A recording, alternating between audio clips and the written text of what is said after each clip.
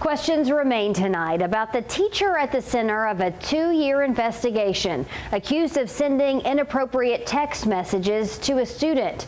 But aside from the accusations against him personally, we continue to dig into the policies and procedures that are supposed to keep your kids safe and if they were followed here, especially since that teacher ended up in a public charter school classroom after DCS and police started investigating him.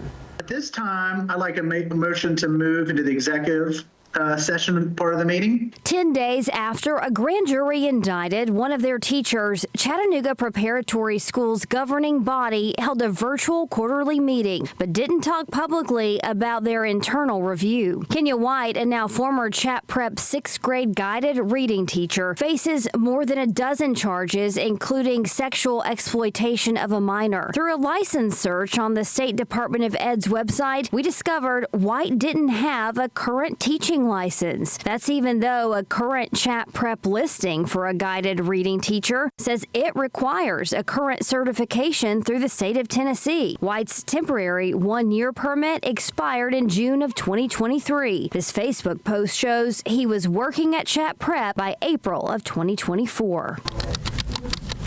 And that led us to look at the other teachers listed on Chat Prep's website and their license status. Here's what we found. Of the dozens of teachers listed, the names of at least 11 did not match with an active teaching license in Tennessee's public license online database. Some showed inactive licenses, and others did not match with any license record at all. Here's the Tennessee state law that says all teachers in a public charter school must hold a valid Tennessee educator license. Another question here, since they receive taxpayer dollars to operate, who is supposed to make sure a public charter school is following the law to keep kids safe? We asked Tennessee Senator Heidi Campbell that question. The same accountability, it just doesn't exist when you're talking about publicly funded charter schools or private schools that take public money.